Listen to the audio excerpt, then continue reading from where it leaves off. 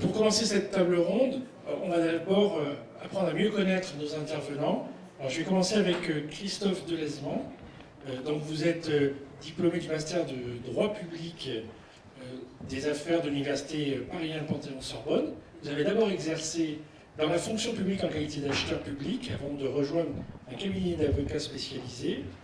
Et vous avez fondé ensuite votre cabinet en droit public et des données. Alors, première question, pour mieux vous connaître, est-ce que vous pouvez nous relater un petit peu votre parcours atypique d'acheteur public à avocat du droit de la commande publique et quels sont aujourd'hui vos principaux sujets d'études?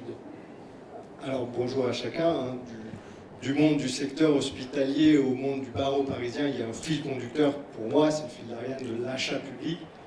Cet achat public, j'ai compris dans le secteur hospitalier que si je souhaitais accéder à des dossiers qui m'intéresseraient plus, peut-être des dossiers impliquant bien de la donnée, il fallait aller en cabinet. J'ai naturellement évolué vers le barreau parisien et dans ce barreau, je suis maintenant heureux, indépendant, et je traite des questions de l'achat public, le droit de la commande publique qui est toujours resté mon droit de cœur, dirais-je, et j'ai le plaisir d'aller investiguer ce droit de l'IA qui nous intéresse tous à titre professionnel, mais également personnel.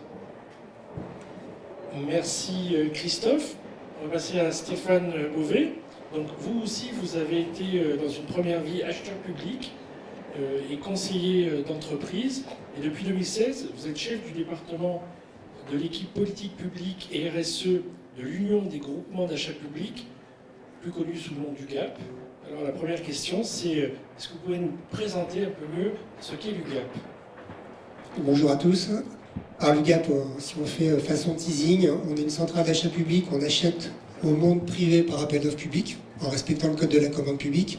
Et ce qu'on a acheté, comme on l'a régularisé vis-à-vis du code, en fait, on va le vendre aux acteurs publics qui sont les ministères, les collectivités et les hôpitaux, sans appel d'offres, sans que nos clients aient besoin de passer un appel d'offres, ce qui fait qu'on leur évite la procédure. Et comme nous, on l'a fait une fois, on va optimiser un appel d'offres pour répondre à des besoins potentiellement de 20 000 clients sur tout le territoire. On est en mode qu'on appelle exécuté, c'est un peu technique, ça veut dire qu'en fait, on est toujours celui qui achète pour revendre. C'est un peu comme quand vous allez dans un supermarché. Le produit que vous achetez, le supermarché ne l'a pas fabriqué, vous l'achetez au supermarché, lui-même l'a acheté au producteur qui est en dessous. Et donc, aujourd'hui, on pèse à peu près 7 milliards d'euros de chiffre d'affaires. On est sur beaucoup de secteurs d'activité très différents. Pas tellement sur le vôtre, mais on a quand même quelques contrats sur l'entretien des paysages, enfin des espaces verts, pardon, en Ile-de-France, avec des contrats qui durent 4 ans, et avec des entreprises, je crois que j'ai entendu un nom tout à l'heure, donc il y a au moins un titulaire de l'UGAP qui est dans la salle. Voilà. Merci bien. Et donc on va passer à Christian Maillard. Toi, tu es architecte paysagiste de formation. Tu as longtemps travaillé à la ville de Boulogne-Billancourt comme paysagiste, puis responsable des espaces verts, des GST, etc. Et tu es directeur maintenant depuis 2018 des espaces verts de l'environnement de la ville de Courbevoie, mais tu as aussi beaucoup d'autres engagements, notamment comme vice-président d'Ortis et plus récemment comme président du comité de labellisation de Quali Paysage. Et donc la question, c'est un petit peu dans ce parcours, comment tu fais pour gérer tous ces engagements à la fois professionnels et extra-professionnels, et pourquoi avoir accepté, qu'est-ce que c'est la motivation pour accepter cette mission de président du nouveau comité de labellisation au sein de Quali Paysage? Merci pour la question. Alors pourquoi j'ai accepté? Parce qu'on me l'a proposé. Peut-être que tu n'as pas eu le choix. Non. J'étais très touché. Et puis j'ai accepté parce que c'est quelque chose qui m'a toujours intéressé, c'est de travailler avec des gens compétents. Quand je travaillais en bureau d'études, on avait déjà cette exigence, non seulement vers les pépiniéristes, en allant choisir les végétaux, chose très importante, mais aussi dans le cadre de marchés privés, puisque j'ai commencé par rédiger des marchés privés. Voilà. Et comment je fais? J'ai un secret, je dors très très peu. Donc j'arrive à faire beaucoup de choses. Je ne sais pas si c'est la réponse que tu attendais. Et puis voilà, Ortis, j'ai géré pendant 10 ans la région Île-de-France et j'ai réussi à mener un certain nombre de réunions qui ont eu un certain succès, dont une qui a été consacrée au label et qui a été faite dans la Maison du Paysage. On avait vraiment développé un petit peu ce label naissant à l'époque. Et c'est important pour Quali Paysage, puisqu'on a parlé tout à l'heure de parité, c'est important que certaines commissions soient présidées par des acheteurs publics, par des paysagistes et d'autres par des entrepreneurs. Et cette parité, on doit la voir vraiment à tous les niveaux. Et c'en est un bon exemple. On va finir avec Mathieu Lemeur. Toi, tu as eu 15 années d'expérience dans différentes entreprises de travaux, de paysage, travaux publics, environnement. Et depuis 2017, tu es cofondateur et co-gérant d'AGEV, une entreprise de génie écologique qui est basée à Cholet, dans le Maine-et-Loire, et qui regroupe à la fois un bureau d'études et une entreprise de travaux, à peu près 38 personnes. Et donc votre entreprise, AGEV, vous avez choisi de manière simultanée de travailler à la fois sur la qualification et sur la labellisation de l'entreprise. Quels étaient les objectifs au départ de cette démarche, de cette double démarche?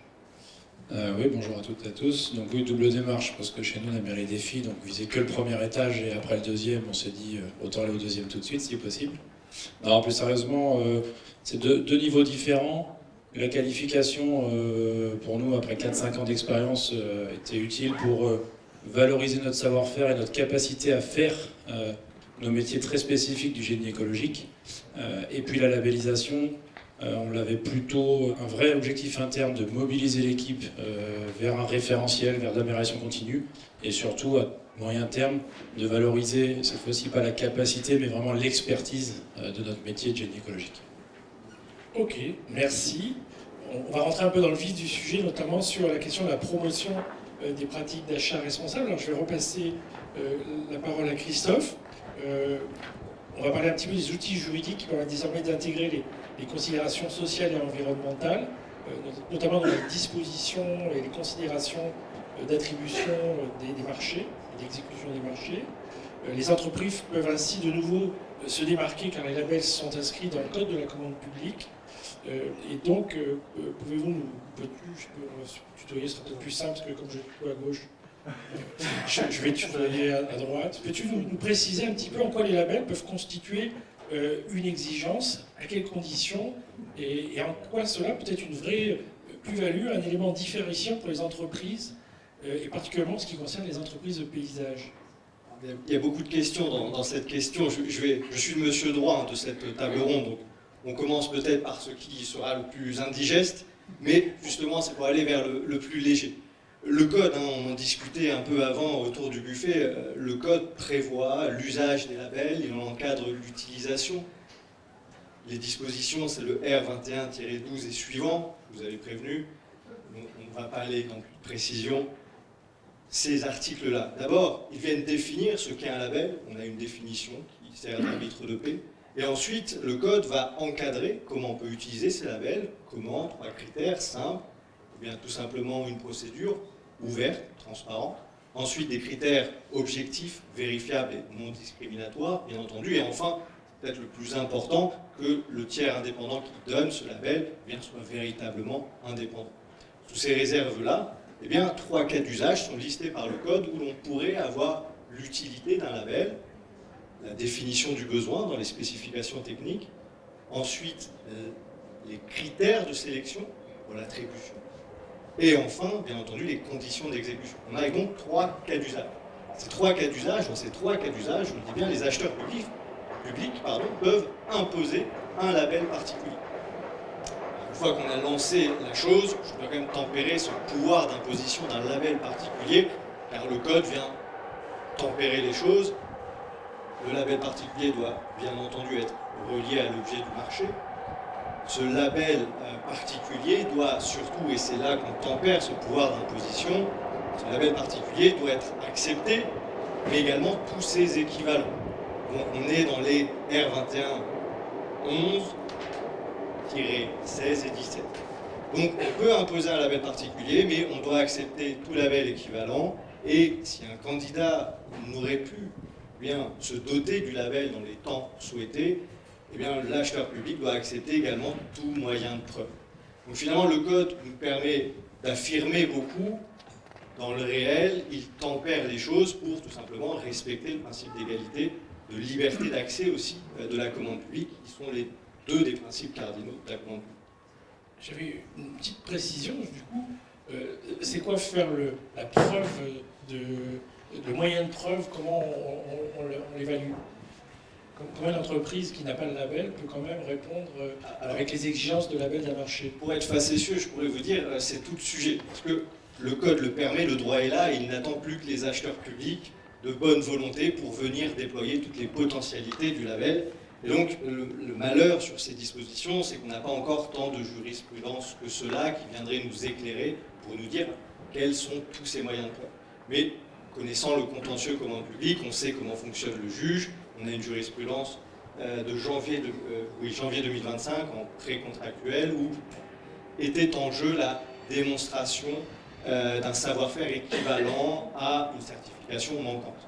Dans ce cadre-là, le juge a été convaincu, dès lors que les références professionnelles étaient présentées de manière suffisamment détaillée pour prouver le savoir-faire équivalent, et que d'autres certifications également étaient à côté. Et donc on voit que finalement, dès lors que l'on va dans le détail, et qu'en tant que candidat et en tant qu'acheteur, on s'impose une certaine rigueur, eh bien, on peut contourner le label. Et c'est là où le label va être le plus intéressant, c'est que ça permettra une accélération des deux côtés du contrat de la commande publique. Et c'est là, à mon avis, que les choses sont les plus prometteuses. Merci Christophe. Alors l'UCAP est également labellisé. Pas uniquement des labels pour choisir vos candidats, mais vous êtes aussi labellisé RFAR depuis plus de 10 ans. Est-ce que tu peux nous dire en quoi c'est un projet fédérateur, motivant et responsabilisant pour vos équipes d'achat en interne? Alors c'est un projet qui nous demande beaucoup d'engagement. On a des gens qui travaillent sur les actions qui permettent d'obtenir le label. C'est un référentiel qui a une vingtaine de questions. Et donc il y a des choses à prouver sur chacune des actions. On se paye notre audit, c'est-à-dire qu'on lance un appel d'offres pour choisir nos auditeurs et tous les ans, il vient nous passer en revue. Donc on a un investissement de temps important, on a à peu près 40 référents. Comme on paye nos salariés, on traduit les heures qui passent sur le label et ça nous fait un coût de revient du label. Ce label ne nous rapporte pas d'argent. Aucun de nos clients ne nous achète parce qu'on a le label. Et pourtant, nous, on vend sans appel d'offres. Donc, ça n'a pas d'appétence pour les clients. C'est un label un peu différent puisque c'est un label de relation avec les fournisseurs. Et nous, ce qui nous intéresse à travers ce label, c'est de bien traiter nos fournisseurs. Pourquoi on a besoin de ça et pourquoi c'est fondamental? C'est que si on n'a pas de fournisseur, comme on est une centrale d'achat pour revendre, si on n'a pas de fournisseur, on n'a rien à vendre. Et comme on ne vit que sur notre chiffre d'affaires, en fait, on est mort. Donc ce label, en fait, il est quand même utilisé pour attirer les fournisseurs. Il est aussi utilisé pour les clients pour asseoir notre crédibilité. Même encore une fois, il n'y a pas d'acte d'achat de notre client qui est généré par ça. Et puis, il attire aussi un petit peu aussi des salariés, puisque ça nous permet d'attester qu'on a des valeurs. Là, on peut faire un point, par contre, avec l'utilité que ça a. C'est que si on fait ce qu'on fait, nous, par exemple, par rapport aux fournisseurs, on ne va pas simplement dire aux fournisseurs, on a le label relation fournisseur achat responsable, répondez à nos appels d'offres, ça va bien se passer. On va sortir des éléments qui sont ceux du rapport de l'auditeur, parce que l'auditeur est assermenté ou agréé, et donc ce qu'il écrit vaut quelque chose. Et c'est un tiers, en fait, qui écrit. Donc si on dit, par exemple, à nos fournisseurs, on vous paye en 30 jours, une fois que vous avez facturé, c'est validé par l'auditeur. C'est pas nous qui le jurons de la main gauche ou de la main droite, c'est validé. Le fait qu'on traite bien dans la relation contractuelle et qu'on expose bien le périmètre de ce que le fournisseur a le droit de faire ou pas, c'est pareil. C'est validé par les auditeurs, et donc ça veut dire qu'on le fait vraiment et que quelqu'un qui a un contrat chez nous ne part pas la fleur au fusil, faire quelque chose, c'est le client final qui pourrait à la fin générer des problèmes.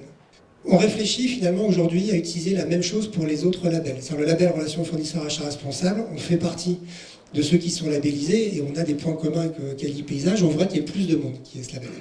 Ce qu'on essaie de regarder dans les achats publics, c'est la même chose en fait. C'est-à-dire que quand on va mettre un critère développement durable ou RSE, quand on posera des questions, on va poser des questions qui se rapprochent de ce que demande le label et on va demander à ce qu'en document de preuve, ce soit les extraits du rapport de l'auditeur. Parce que là, pour le coup, c'est un auditeur externe. Alors d'accord, on le paye, on pourra dire qu'il n'est pas tout à fait neutre, parce qu'on le paye, mais il est quand même agréé par Bercy. Et donc c'est ça qu'on propose aux entreprises d'utiliser. Alors bien sûr, ça ne remplace pas et ça ne remporte pas l'appel d'offres à lui seul, mais en tout cas, ça facilite le travail de tout le monde, puisqu'on a des questions qui sont finalement plus faciles à poser dans l'appel d'offres. Et on a plus facilement des indications à donner aux candidats potentiels en leur disant « vous embêtez pas sur le document de preuve, si vous êtes labellisé, allez chercher cet endroit-là ». Après, on échappe à ce qui a été dit, c'est-à-dire ou équivalent. Et donc, ce qu'on a l'habitude de faire dans la note, c'est qu'on on laisse l'entreprise répondre et en fonction de ce qu'elle répond, ça va donner des points. Si elle a des preuves internes, c'est-à-dire faites par elle-même, ça va donner un peu plus. Mais si elle a des preuves externes sur des tiers, en fait, ça va donner le maximum de points. Et donc, quand votre critère RSE, il pèse 10%, ben finalement, à la fin, sur les entreprises qui sont proches en qualité technique et en prix, vous avez un impact sur la décision finale. Moi, j'avais une petite question un peu technique concernant le sourcing. Le sourcing, c'est une nouvelle procédure, un nouvel outil qui est permis par le Code de la commande publique. Est-ce que vous l'utilisez? Est-ce que les entreprises l'utilisent suffisamment, cet outil? Plutôt les demandeurs, puisque c'est plutôt les donneurs d'ordre qui font ce travail-là. Alors oui, on l'utilise tout le temps. Alors c'est vrai que le sourcing, c'est devenu une partie de l'appel d'offres qui est, entre guillemets, formatée juridiquement. C'est-à-dire que la différence entre la veille et le sourcing, c'est quand on fait du sourcing, vous tracez tout. C'est-à-dire que même ce que vous avez fait, à un moment, pourrait vous être reproché à l'issue de l'appel d'offres. Donc on rentre dans une phase moins détendue. Par contre, le sourcing, ce qui est intéressant, c'est que ça vous donne de la matière quand vous êtes acheteur, vous posez des questions aux entreprises, et en fonction de ce que vous ont donné les entreprises sourcées, vous allez savoir quel est le niveau moyen sur certains niveaux d'exigence. S'il est très élevé pour tout le monde, vous mettez une clause. S'il est très hétérogène, vous mettez un critère et vous allez séparer les gens avec ce critère. Souvent, à ce moment-là, il y a très peu d'entreprises qui sont reçues en sourcing, ça, faut le reconnaître. Et c'est une chance énorme quand on est reçu en sourcing, parce que l'acheteur ne le sait pas, mais vous êtes son ami en fait. Vous l'alimentez en informations qui vont lui permettre de mettre des éléments dans son cahier des charges, de mettre des clauses ou de mettre des questions dans le critère. Et s'il le fait bien, ce travail, il va faire ça de manière éclairée. Il n'y a rien de pire que de ne pas faire un sourcing et de se dire « je publie dans 15 jours, je vais mettre telle clause ou tel critère » et de prendre le risque qu'aucune entreprise ne soit capable de faire ce qu'on demande ou alors à des prix exorbitants et donc à la fin l'appel d'offres est infructueux. Nous, un appel d'offres à l'UGAP, ça prend 18 mois. Donc on n'a pas envie de mettre par terre 18 mois de travail. Donc le sourcing est indispensable. Et l'entreprise qui a la chance d'être sourcée, encore une fois, elles ne sont pas si nombreuses que ça. Il faut pousser à l'acheteur ce que vous voulez qu'il puisse, lui, valoriser dans ses appels d'offres en clause ou en critères. Et pourquoi, du coup, il y a peu d'entreprises qui répondent à ces appels? Alors, c'est pas compliqué. Un acheteur, s'il recevait toutes les entreprises d'une filière, on l'appellerait sourceur, parce qu'il ferait des réunions, il rencontrerait les entreprises et il n'achèterait jamais. Donc, à un moment, il faut choisir un panel d'entreprises qui va être représentatif de la filière, des grands groupes, des PME, des ETI, et en recevoir quelques-unes. Alors, en fonction de l'importance de l'appel d'offres et de la complexité de la filière, ça peut être 3, ça peut être 20, mais on ne peut pas recevoir tout le monde. Par contre, il est important de bien faire le panel pour avoir justement les sons de cloche de tout le monde. Ça permet de faire l'allotissement, qui permettra de donner accès à des PME et ça va permettre encore une fois de choisir des clauses et des critères. C'est le message le plus important en fait, sur le sourcing. Merci. On va continuer sur la question du sourcing avec Christian. Vous aussi en collectivité, vous faites ce travail pour éviter des appels d'offres infructueux ou pour améliorer la qualité de la réponse à vos appels d'offres? Pour éviter les infructueux, évidemment. Alors, c'est pas fait systématiquement, ça dépend aussi de la taille du marché. Je crois qu'il y a un exemple intéressant qui est le département des Hauts-de-Seine, qui, je crois, une fois par an, réunit tous les prestataires avec qui il a démarché et leur annonce le programme de tout ce qui va sortir dans l'année. Donc, ils ont tous le même niveau d'information. Mais voilà, c'est plus une tendance. Après, c'est vraiment pour qu'on ait des marchés avec plusieurs offres. Parce que sur certains lots, ça devient parfois compliqué. Et c'est inégal en fonction des marchés. Donc je parle plus de mon expérience à Courbevoie. Il y a des fois sur des lots on a 2 offres et sur d'autres on en a 7 et le marché d'après c'est le contraire. Même pas de règle. Après j'essaye de mettre la labellisation et la qualification. La qualification on le fait depuis longtemps. Même s'il y a encore des gens, on voit encore écrit les anciennes appellations P120.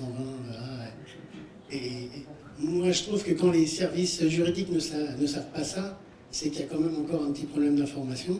Donc je leur dis une fois, le marché d'après, ils remettent à nouveau. Donc le naturel revient au galop. On essaie de le mettre au maximum, mais on met toujours au équivalent. Parce que, notamment sur notre label, je crois, on disait ce matin, c'est 17 entreprises qui sont labellisées. Donc en Ile-de-France, il n'y en a pas sur tous les domaines. Et par rapport justement aux exigences sociales et environnementales, toi qui travailles sur la labellisation, est-ce que ça permet d'être discriminant par rapport à la commande? Non, c'est pas discriminant. Moi, je vais plaider pour le label, je suis là pour ça. C'est vraiment un exercice très intéressant et très sérieux parce qu'on lit bien tous les dossiers, tous les rapports des auditeurs. Et toutes les imprécisions, les demandes et la garantie surtout, c'est qu'on regarde toutes les questions de sécurité, les questions environnementales, ça va jusqu'au livret d'accueil présent, jusqu'à l'accès aux règles professionnelles. Donc c'est vraiment un plus par rapport à la simple qualification, c'est-à-dire si on est labellisé, c'est qu'on a un certain nombre de garanties qui devraient limiter les difficultés après pour les maîtres d'ouvrage. Et souvent, une des difficultés aussi pour la commande, c'est la définition du besoin. Est-ce que c'est un sujet sur lequel peut-être, auprès des acheteurs publics et notamment dans les collectivités, on manque peut-être un petit peu de formation sur cette question de la définition du besoin sur l'ensemble de ces critères? Alors, toutes les villes ne sont pas pareilles. Voilà. On en parlait tout à l'heure avec Christophe, il y a des services juridiques qui sont capés, ils font ça très sérieusement, et comme le disait Cathy ce matin, qui travaillent vraiment en collaboration avec les services techniques, mais ce n'est pas le cas dans toutes les villes. Et quand on veut essayer d'imposer des labellisations, par exemple, pour certains, alors ce matin quelqu'un disait que c'était un petit peu, ils étaient frileux, ils avaient peur des recours. Moi j'ai aussi je suis persuadé qu'il y a aussi un petit peu le précaré, c'est-à-dire que les services juridiques aiment bien garder la main sur tout ce qui est administratif. Donc on leur impose des labellisations, ils n'aiment pas tous. Donc là il y a encore un effort à faire, j'essaie de le faire dans ma collectivité. C'est pas toujours simple, mais voilà, ça appartient à nous tous de se battre pour ça. On va passer à des questions pour Mathieu. Tu nous as dit effectivement que le label, ça avait différentes utilités, notamment en termes de dynamique au sein de l'entreprise comme un outil de management. On a vu que c'était aussi un outil qui permet de faire la preuve d'engagements sociaux, environnementaux. Pour toi, la démarche de labellisation, est-ce qu'elle est en phase justement avec votre propre philosophie de la qualité? Oui, totalement. Encore une fois, c'est ce que je disais tout à l'heure. Nous, le principal objectif d'aller au label, c'était en interne, avant que ce soit des répercussions en externe. Évidemment, si vous posez la question à n'importe quel chef d'entreprise s'il fait de l'amélioration continue, il va dire que oui. Une entreprise qui ne fait pas d'amélioration continue, à mon avis, elle ne vit pas très longtemps. C'est dans notre ADN, même peut-être dans nos gènes. Maintenant, il y a à le dire et le faire de manière pertinente. Et nous, c'est notre constat, entreprise est jeune, mais j'ai travaillé dans d'autres entreprises. Et à un moment donné, si on n'a pas l'outil, un outil support qui permet d'embarquer les équipes, qui permet de vérifier qu'on fait bien de l'amélioration continue, il y a plein de petits sujets du quotidien où on se pose même plus la question de savoir s'ils peuvent être améliorés ou pas, parce qu'on n'a juste pas le temps en fait. Donc en ça, la démarche du label, il y a un vrai référentiel. Moi, pour la petite histoire, au moment où on a été qualifié, donc on a pu accéder à la demande de label, je venais juste de remplacer ma assistante administrative. On a reçu le label, je lui ai dit c'est pas compliqué. Tu prends le temps de regarder, de lister le référentiel. Tu vois où tu peux trouver dans les différents services d'entreprise, en tout cas avec les différentes personnes, la réponse. Et puis si à la fin il y a des réponses que tu n'as pas, tu m'en parles et on se posera la question là-dessus. Donc ça lui a permis en à peine un mois, parce qu'elle n'a pas fait que ça, de connaître quasiment tous les usages de l'entreprise et les façons de faire. Derrière, ça a permis de mettre le doigt sur des trucs tout bêtes. Voilà, des règles pro, des choses comme ça. Oui, elles sont dans l'entreprise, mais en fait, on s'en rend compte que la moitié des gens ne savaient pas où elles étaient. Et donc, s'ils ne savent pas où elles sont, c'est qu'ils n'y ont pas accès, c'est quand même un peu dommage. Donc voilà, tout un tas de petites choses.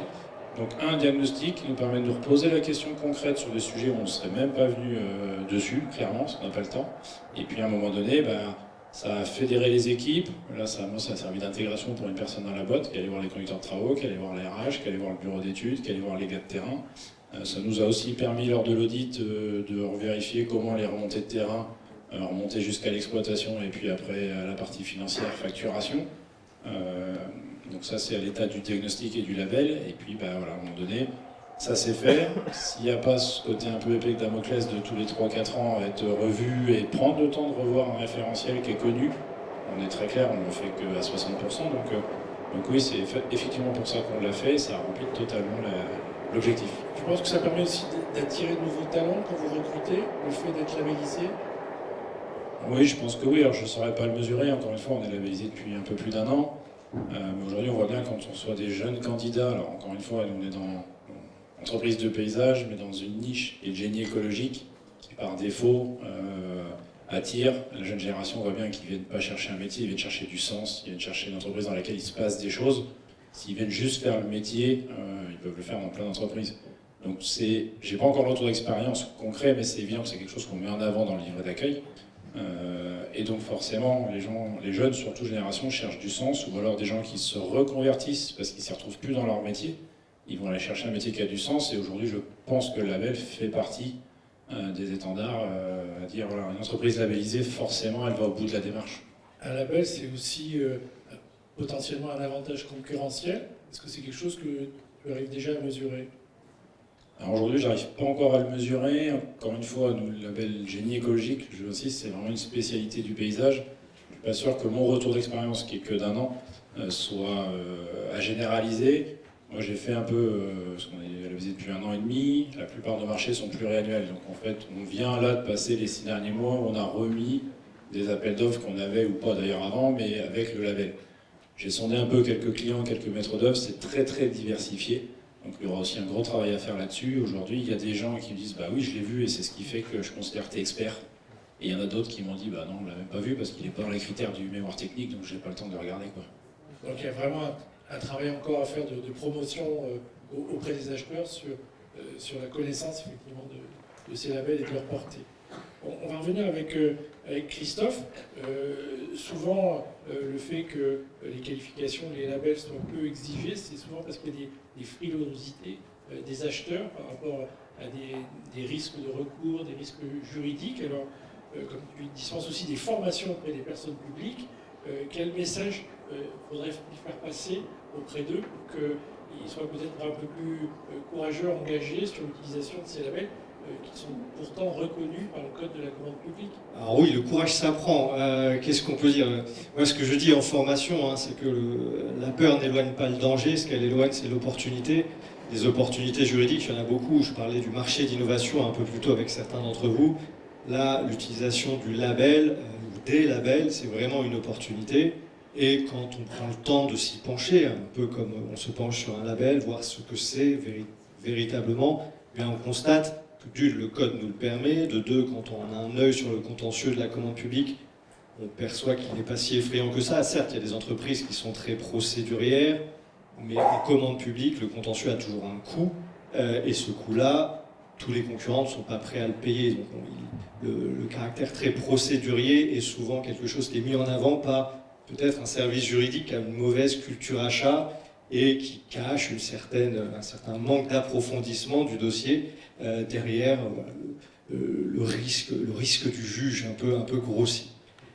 Donc moi, ce que je conseille, c'est finalement ce que pousse la DAJ dans le kit développement durable qu'elle a révélé là le 24 mars, qu'on attendait tous et qui avait été annoncé par le dernier PNAD, c'est de la pédagogie, aller pour celui ou celle en interne qui sait ce que c'est qu'un label, quelle utilité ça peut avoir pour certifier la bonne exécution ensuite, ou pour illustrer la vertu d'une entreprise, d'aller se saisir des outils pédagogiques et de les transmettre en interne.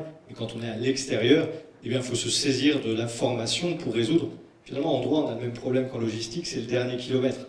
Il y a l'accès au droit qui est un sujet citoyen, civique, mais aussi un sujet pour les professionnels qui, parfois, sur un code qui est volumineux, le code de la commande publique ici, ne sont pas au courant de tout ce qui pourrait se faire pour autant que l'on fasse les choses dans l'ordre, calmement, et qu'on peut le faire, somme toute, de manière très sécurisée. Alors, pour dédouaner le service juridique auquel j'ai appartenu il y a quelques années, il y a souvent dans le dialogue prescripteur-acheteur le combat entre le juridique et le métier. C'est la difficulté finalement macroscopique, c'est la montée en culture achat de l'entièreté des acheteurs publics. Savoir qu'un achat public ne se fait pas du côté seulement juridique en appliquant un peu bêtement le code de la commande publique. Culture achat, ça demande d'aller au-delà du droit, ça demande d'aller au-devant de ses prescripteurs, de ses métiers, comprendre ce qu'est le sujet et échanger véritablement dans un dialogue. On est encore loin. Et c'est toute la difficulté de la montée en puissance des labels. L'avenir reste, quoi qu'il en coûte, et quoi qu'il en soit, de toute façon, devant nous. Justement, sur l'utilisation du label, est-ce que ça peut être est-ce que c'est un sésame? Est-ce que ça peut donner un avantage concurrentiel aux entreprises qui le possèdent pour obtenir des marchés publics? Alors, oui et non. C'est une corde supplémentaire, en fait. C'est pas le sésame dans le sens où ça déclenche tout. Ça, c'est le premier point. Je pense que les labels, notamment les labels où on a un audit qui porte sur l'entreprise en général et pas uniquement sur ce que vous vendez. Par exemple, quand vous, dans vos prestations, vous êtes mono-activité, on va dire, mais si vous aviez une entreprise qui distribuait des produits, elle pourrait avoir un label qui serait sur l'entreprise, mais qu'on ne pourrait pas retrouver dans les produits. Quand vous êtes dans ce type de label, je pense qu'il faut s'en servir exactement comme a dit Mathieu, pour augmenter sa valeur en fait. Parce que si vous augmentez votre valeur, ce sera la valeur de vos prestations, et donc dans la valeur technique des appels d'offres, vous risquez de retrouver comme le bénéfice de là où vous êtes allé vous faire auditer, évaluer par quelqu'un qui n'est pas là pour vous faire des cadeaux et qui va être rigoureux. Donc ça c'est le premier point où le label, il faut s'en servir comme ça, avant d'en espérer finalement un sésame ou du chiffre d'affaires qui va tomber. Et puis pour les labels, je pense qu'il faut reconnaître une chose, c'est que l'existence des labels, elle est à côté aujourd'hui dans la situation, de la raison pour laquelle on a créé des labels. On a créé des labels pour aider les clients à s'y retrouver. Alors là, ça tombe bien parce qu'on est dans les paysages, c'est la jungle des labels. On met où équivalent? Vous êtes acheteur, vous êtes acheteur dans une collectivité. Le matin, vous achetez des cloches à micro-ondes, l'après-midi, des prestations intellectuelles, et le lendemain, de l'entretien d'espace vert. Vous n'y connaissez rien. Et donc, si à un moment, vous demandez des labels, c'est pour que des tiers vous disent quelles sont les bonnes entreprises. Mais quand vous avez 100 labels, certains sont avec audit, certains sont en auto-déclaratif, ben, l'acheteur qui était perdu avant, il n'est pas plus avancé aujourd'hui en fait. Et donc ce que devaient apporter les labels comme valeur, hein, malheureusement aujourd'hui, concrètement, c'est pas au rendez-vous. C'est pour ça qu'il ne faut pas, en tout cas moi, c'est pas le conseil que je ferais, de considérer que le label est là pour vous aider à avoir un sésame où je vais être repéré, en tout cas pas dans l'appel d'offres, mais d'abord d'augmenter votre valeur. Il y a peut-être un moyen pour que le label vous aide à pas déclencher de l'acte d'achat, mais à déclencher de la prospection. C'est les plateformes où vous êtes référencés, les pages jaunes, etc. À un moment, pourquoi le label Quali Paysage ne ferait pas partie des critères, des filtres? Quand je suis quelqu'un, n'importe qui, je cherche des entreprises qui font d'entretien paysager, et pourquoi je n'aurais pas un filtre sur les entreprises labellisées? C'est-à-dire que Quali Paysage partage sa base de données avec les pages jaunes, mais ça pourrait être sur des modules de sourcing dans l'achat public. Encore une fois, le sourcing, c'est avant l'acte d'achat. Et là, ça permet en tout cas d'être repéré, identifié comme une entreprise intéressante. Encore une fois, dans l'acte d'achat lui-même, non. Mais je vois que ça, et le tacle que j'ai fait gentiment sur les labels, on en souffre tous les jours. Donc si vous trouviez le moyen effectivement de élaguer dans cette jungle, ça rendrait service à beaucoup de gens. Sur les travaux de paysage, pour l'instant, la jungle, c'est plutôt une savane. C'est pas ça. Donc il y a encore de la marge de manœuvre. On a cité, nous, quand même 3 labels dans notre appel d'offres sur les espaces verts. Donc il y avait Quali Paysage qui était cité, il y avait Eve, il y avait Plante Bleue, et qui étaient chacun à des endroits différents de la chaîne de valeur ou de la méthode. Ça demande quand même, parce que nos acheteurs passent un peu de temps pour se renseigner sur ce que ça veut dire, clairement. Certains qui ne couvrent pas les mêmes prestations. Et il y aurait d'autres conseils à donner aux entreprises qui veulent mettre en avant justement leur vertu de leur démarche RSE? Alors, il y a 2 phases. Être identifié pendant la prospection, et donc c'est un peu ce que j'ai cité. Donc, c'est-à-dire, j'ai fait beaucoup d'accompagnement d'entreprise, c'est ce que tu as dit au début, notamment dans la tech. Les meilleurs en entreprise, ce ne sont pas les meilleurs technologiques qui gagnent. Il suffit d'acheter, alors je ne peux pas le citer, c'est enregistré, mais il suffit d'acheter certains matériels et se rendre compte qu'en fait les débuggeurs de ce qu'on achète, c'est nous. C'est-à-dire que l'entreprise ne s'est même pas permis de le faire avant de mettre le produit sur le marché. Par contre, elle a la maîtrise du canal de distribution et elle a la maîtrise de la communication, ce qui fait que quand on achète le produit ou on veut l'acheter le produit, en fait on pense directement à elle. Donc ça, être identifié, en tout cas pour les entreprises, c'est-à-dire qu'il faut sortir de chez soi, il faut faire du réseau, c'est exactement ce que vous faites aujourd'hui. Il faut le faire par contre avec les acheteurs, c'est-à-dire entre vous, c'est sympa, mais il faut le faire aussi avec les prospects ou la clientèle. Et puis tous les moyens numériques aujourd'hui de se faire identifier, il y a des modules de sourcing, il y a ce que j'ai dit sur les pages jaunes, je ne fais pas de pub, je ne suis pas commissionné, mais il y a plein de modules, ça il faut le faire forcément, quoi. Et après le reste, encore une fois, c'est votre valeur technique. Normalement, un bon achat public, le critère prix ne fait pas plus de 50% de l'ensemble des critères, et donc il y a de la place pour défendre votre valeur technique à travers le mémoire technique. Merci bien. Je reviens vers Christian. Souvent, peut-être la difficulté à comprendre la plus-value du label dans les consultations, c'est que finalement, on l'utilise un petit peu comme la qualification uniquement pour sélectionner des candidats et pas forcément comme critère de choix des offres. Comment on pourrait faciliter cette valorisation justement de l'outil label sur la commande et notamment sur l'analyse des offres? Un peu compliqué parce que là c'est vraiment le débat entre les administratifs et les techniques. Voilà, ils ont quand même un peu la main mise, c'est eux qui appuient sur le bouton pour lancer la consultation. Et pour eux, la labellisation, hein, c'est quasiment en amont, c'est bien, ça permet de retenir la Donc consultation. on en revient à la question de la frilosité. Oui, C'est qu'on peut décider d'utiliser, mais est-ce qu'on utilise tout le potentiel du label?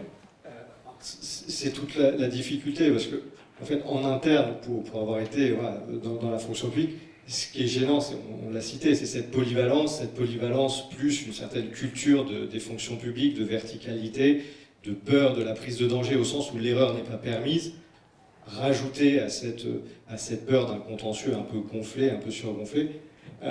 Comment s'en sortir en fait, dans les collectivités où ça marche, et ce pas des collectivités qui sont jeunes ou qui utilisent depuis très récemment les labels, c'est des collectivités qui ont été impliquées depuis longtemps parce qu'il y a un échelon politique qui est vigoureux, il y a des administrations, un DGS ou un directeur des services techniques qui est ici, qui suit, et il y a en fait un support politique qui est fait. Généralement, là où ça bloque, c'est quand l'utilisation des labels est laissée à l'opportunité d'une culture administrative qui nécessairement est plus dans une inertie et un renouvellement de ce qui a été pratiqué, plutôt que dans le fait de se permettre de faire quelque chose d'un peu différent. Et c'est vraiment, à la limite, c'est vraiment cette culture administrative qui va bloquer les choses. Or, je le dis encore une fois, hein, au contentieux, quand vous regardez statistiquement la quantité, le pourcentage que représente le contentieux commande publique, il représente statistiquement 2% du contentieux devant les juridictions administratives. Donc c'est vraiment très peu de choses. Tout simplement parce que qu'est-ce que vous gagnez quand vous attaquez une procédure? Vous gagnez la chance de relancer les dés. De relancer les dés devant un arbitre que vous avez traîné devant le tribunal. Bon, les acteurs rationnels que sont normalement les entrepreneurs réfléchissent à deux fois. Donc, le risque n'est pas si patent, et donc dès lors qu'on a en interne un pédagogue qui vient, qui prend son bateau de pèlerin pour nous expliquer c'est quoi le label, qui se saisit d'une formation, du kit de la DAJ dont je vous parlais tout à l'heure, il y a la possibilité d'y aller. Mais comme en administration, en fait, il faut que chaque cause trouve celui qui va la réaliser. Et pour l'instant, c'est là où on en est dans les administrations. On en revient à cet enjeu de pédagogie. Et c'est un sujet qu'on a abordé ce matin au conseil d'administration de KI Paysage. C'est un des principaux chantiers, justement, pour convaincre davantage les acheteurs sur ce sujet. Je reviens vers toi, Christian. Le label, les labels KI Paysage ont 3 ans. Toi, tu es président du comité de labellisation. Comment tu vois l'évolution des dossiers, des demandes et des prestations proposées par les entreprises sur leur démarche de labellisation? j'en ai un peu parlé ce matin, ça a évolué quand même. Il y a moins de non-conformité, il y a un véritable investissement des auditeurs. On a un petit peu dû, sans être méchant, recadrer, je pense que c'est un peu le terme, parce que, je l'ai dit ce matin, ils oublient parfois que nous, pour lever les non-conformités, on se base que sur des photos. Et les photos ne montrent pas forcément ce que l'auditeur a voulu montrer. On a déjà vu des gens sur des chantiers avec des tronçonneuses et des shorts. Donc il a fallu leur demander des explications. Donc c'était pas le gars de l'entreprise, mais c'est quelqu'un qui passait sur le champ placement. Voilà. Il y a un vrai travail d'inspection de ces photos, il y a un gros travail de relecture. Mais oui, moi je trouve que c'est plus fluide qu'au tout début. C'est peut-être là qu'il y a encore sur justement la preuve de la qualité par l'image. Aujourd'hui, tout le monde a des outils pour faire des vidéos, des photos. On devrait avoir des reportages qui sont beaucoup plus démonstrateurs de la qualité. Oui, c'est aussi ce que j'avais dit, notamment sur les chantiers d'élagage où on voit des photos de souche. C'est vrai que si on avait une petite vidéo du travail d'élagage, ça serait un peu plus parlant. Merci. Mathieu, tu nous as expliqué les motivations qui étaient à l'origine de votre démarche de qualification et de labellisation. Si tu voulais convaincre des entreprises qui sont dans la salle ou qui nous regardent d'aller dans cette démarche, quels seraient les arguments que tu mettrais en avant? Déjà que je parle surtout pour la labellisation, hein, mais c'est un vrai outil d'amélioration continue, et comme je disais tout à l'heure, il en faut un, sinon on passe au travers. Si on compare un outil d'amélioration continue à ce qui existe beaucoup plus connu et beaucoup plus large, c'est beaucoup plus métier, donc concret pour les équipes. Ça a cet avantage-là quand même d'être un label très métier.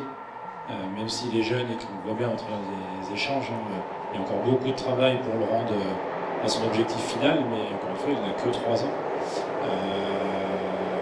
Et puis moi, de ma propre expérience, c'est un outil efficace, métier, et qui ne demande pas une ressource énorme à mettre en œuvre pour l'avoir. En tout cas pour s'en conformer. Voilà, je pense que c'est largement accessible à des petites et moyennes entreprises. Voilà, ça ne mobilise pas énormément de ressources, c'est un vrai outil d'amélioration continue. Pardon. Et puis pareil, si on compare à d'autres, d'un point de vue finance, qui peut être des fois un peu la limite, c'est pas non plus un outil très coûteux au vu de ce qu'il amène. Et si je peux juste me permettre de rebondir 2 secondes sur ce qui a été dit, et je rebondis sur ce que disait Stéphane, c'est vrai que on parle d'avantages concurrentiels, on parle, moi j'ai sondé un peu quelques-uns de mes clients, encore une fois je suis dans une niche, mais ça peut être représentatif quand même. Et on voit vite quand on gratte le sujet, les donneurs d'ordre ont peur de gratter le sujet pour favoriser une entreprise. Sauf qu'un label, pour moi, c'est pas pour favoriser une entreprise, c'est pas, je l'ai pas fait moi pour avoir moi les marchés. De toute façon, je serais incapable de tous les faire si je les avais tous. C'est plutôt pour valoriser notre métier, c'est-à-dire donner l'opportunité aux donneurs d'ordre de s'assurer que les entreprises qui répondent ont la compétence, voire l'expertise. Moi, demain, de ne pas avoir un marché, forcément, toujours un peu de frustration, mais si je sais que c'est un marché qui a été eu par un confrère, pas un concurrent, un confrère, qui a l'expertise, qui a démontré, bah voilà, il faut savoir être bon perdant. Par contre, si c'est parce que c'est le prix qui a fait la différence et que du coup, on n'a pas un marché, mais parce que finalement, on n'a pas évalué les mêmes choses et que le prix qui va être vendu, c'est pas pour la même prestation, là, ça pose un vrai souci, je pense, d'équité. Et encore une fois, le label, il n'est pas là pour se dire j'ai un label, je veux un marché ou favoriser une entreprise, c'est vraiment pour valoriser le métier. C'est vraiment tirer vers le haut la profession. C'est ça. Christian, tu voulais rajouter... Je voulais juste rajouter pour les membres de la commission avec qui je travaille qu'il est autant satisfaisant d'attribuer le label que de demander des compléments parce qu'on a vraiment le sentiment d'être utile et de faire progresser tout le monde. Et ça, on ne dit pas assez. En fait, quand il y a des non-conformités, c'est une opportunité pour aller vers le haut. Et c'est le rôle du label. On arrive au bout de cette table ronde. Alors, un commentaire pour finir. Alors ce serait beaucoup dire. Moi, comme je vous l'ai dit sur le plan juridique, je suis parfois un peu dans la frustration face à des services achats que je forme. Je leur apprends cette possibilité d'utilisation bon, finalement tout reste à faire. On peut se baser sur un droit qui est clair aujourd'hui. Les enjeux sont des enjeux métiers, d'envie d'y aller. Donc finalement, la porte est ouverte là où, antérieurement, n'ayant pas de droit, on pouvait être plus inquiet. Donc voilà, le message que j'ai à donner, finalement, c'est tout reste à faire. Il suffit de bâtir, voilà, c'est peut-être un chantier pour Quali Paysage, de bâtir les outils qui permettront, clé en main à ces acheteurs trop polyvalents, trop affairés, trop parfois inquiets, eh bien, un outil clé à main qui les rassure et qui les accompagne pour mettre à profit la capacité à utiliser les labels et en premier lieu, bien sûr, Quali Paysage. Merci. On sent effectivement que c'est une démarche de construction qui va prendre du temps, mais il faut être persévérant. Stéphane, Oui, alors, moi je connais pas beaucoup Quali Paysage, mais je connais le label qu'on a depuis 2013, relation fournisseur achat responsable. C'est un label qui a évolué, le référentiel a évolué aussi au fur et à mesure. Ce que j'observe, c'est que ce qu'on faisait valoriser pour le label dans les années passées est devenu un peu la norme des attentes de nos clients aujourd'hui, en fait. Et donc, avoir été soumis à la question par les auditeurs pour se mettre au niveau nous a donné finalement la possibilité d'être prêts quand les clients maintenant demandaient la même chose tout le temps. Donc il y a des choses qu'on nous demande aujourd'hui sur le fait qu'on ait mis ou pas des clauses, qu'on démonte des choses sur la partie environnementale, et comme on l'avait fait, en fait ça n'a pas été douloureux pour nous, parce que la douleur a été passée avant, sur un temps plus long avec les auditeurs, et ça, effectivement, c'est ce qui a été dit, ça tire vers le haut, à un moment où finalement la concurrence n'est pas au même niveau que vous, et donc ça vous permet de prendre un temps d'avance. donc c'est presque une démarche d'anticipation. Oui. Christian, un petit mot de complément. De complément pour ceux qui n'ont pas encore tenté le label, engagez-vous dans la labellisation. Parce que comme on l'a dit, ça tire vers le haut et je pense que plus il y en aura, plus il sera reconnu, plus ça sera facile de convaincre les acheteurs. Et au niveau responsable Ortis, comment on fait passer le message aux collectivités d'utiliser le label? Je pense qu'on reprogrammera une réunion pour représenter le label, comme je l'avais fait il y a 3 ans, et on essaiera d'inviter beaucoup d'acheteurs. Eh ben, c'est très bien. Mathieu? Oui, bah pour compléter, je l'ai fait un peu tout à l'heure, le mot de la fin, mais dans l'idée, effectivement, il faut vraiment le penser comme un outil, qui est jeune, qui a que 3 ans, donc qui va monter en puissance. Pour qu'il monte en puissance, il faut travailler sur 2 échelles. Il faut qu'il y ait des entreprises qui s'engagent. Donc si on attend qu'il soit utile, pertinent et qu'il apporte quelque chose pour s'engager, c'est un peu le débat de l'œuf et de la poule. Donc j'encourage quand même les entreprises à y aller, d'être conscient que c'est un outil jeune, qui est très métier, et les donneurs d'ordre aussi, encore une fois, c'est pas fait pour favoriser une entreprise, c'est fait pour vous donner l'assurance d'avoir des entreprises qui répondent, compétentes à minima, voire expertes dans le métier. J'ai une question de Guillaume. Face aux entreprises d'autres secteurs, en quoi les labels sont-ils une protection efficace pour nos entreprises? Ça pose la question de peut-être aujourd'hui, il y a de plus en plus d'entreprises qui essayent d'être un peu polyvalentes et qui sont sur plusieurs curseurs, alors qu'avant on était plus dans des niches. Il y avait la niche du paysage, la niche du travail public. Il y a une évolution un petit peu de l'organisation des entreprises. C'est un peu ça qui est derrière la question. Mais derrière la question, on voit aussi, est-ce que le label c'est une protection? Donc est-ce que le label c'est fait pour être un outil de protection? Moi, je vois plusieurs questions derrière la question de Guillaume. Qui veut peut-être... Je vais dire que je vais commencer. C'est un peu ce que j'ai dit tout à l'heure, c'est qu'effectivement, je pense que oui, c'est effectivement une protection efficace, dans le sens où, encore une fois, moi je suis dans une spécialité, le label, il y a tout un tas de spécialités, donc c'est vraiment un label et un référentiel spécifique à un métier qui permet, je disais tout à l'heure, demain si je prends un appel d'offres contre une autre entreprise labellisée, on peut être bon perdant. Si c'est une entreprise qui fait un peu tout, j'ai un peu la rancœur de me dire, est-ce que vraiment l'entreprise qui a été choisie était capable de faire ces travaux-là et donc à pas tout miser sur le prix. Donc oui, je pense que c'est un outil qui pourra répondre, avec encore beaucoup de travail, encore une fois, c'est un outil jeune qui est fort développé. Il y a encore beaucoup de travail à faire, mais qui, à mon sens, c'est l'objectif à terme, c'est que ça nous protège effectivement en tant que spécialiste experts dans nos métiers. Y compris si c'est Calister. Après, il existe plusieurs types de qualifications. Donc voilà, Calister, c'est un autre modèle, ça ne fait pas tout à fait la même chose, ça ne prend pas toutes les entreprises en compte. Là, on parle d'une spécialité gynécologique, donc je peux me permettre de répondre. Voilà, Calister, ça s'ouvre à toutes les entreprises, c'est aussi une qualification, mais qui n'est pas tout à fait sur le même principe d'attribution que quali-paysage, puisque là on parle de la qualification, en contrario, si on compare ce qui est équivalent, même si je connais un peu moins bien le sujet, mais je le connais quand même pas mal pour l'étudier. Donc oui, qualification, quali-paysage, Calister, peut-être équivalent, mais pas tout à fait pareil quand même, et puis pas comparable à mon sens à un label qui va beaucoup plus loin. Voilà. Il y a aussi des travaux en cours à Calister sur des sujets communs ou pas, mais en tout cas on travaille avec eux sur ces sujets-là. Donc en tout cas, un label, pour moi, c'est pas la même chose que Calister, et un label doit être, si on veut, son objectif à terme, pour moi en tant qu'entreprise, c'est d'être un outil de reconnaissance de l'expertise du métier d'entreprise. Alors je sais pas si le mot protection c'est celui que j'aurais utilisé en fait, mais pour rester cohérent avec ce que j'ai dit, c'est plutôt une distinction ou quelque chose qui marque quelque chose par rapport à l'entreprise. Protéger, si l'acteur public a décidé de mettre le prix à 90%, le label ne protégera de rien. Donc c'est plutôt, encore une fois, le temps d'avance ou la valeur ajoutée supplémentaire perceptible par l'extérieur que ça démontre. Protection, le mot me paraît malheureusement un peu fort en fait sur ce qu'on peut lui conférer vraiment. On va remercier tous nos intervenants, on est dans le timing. Merci.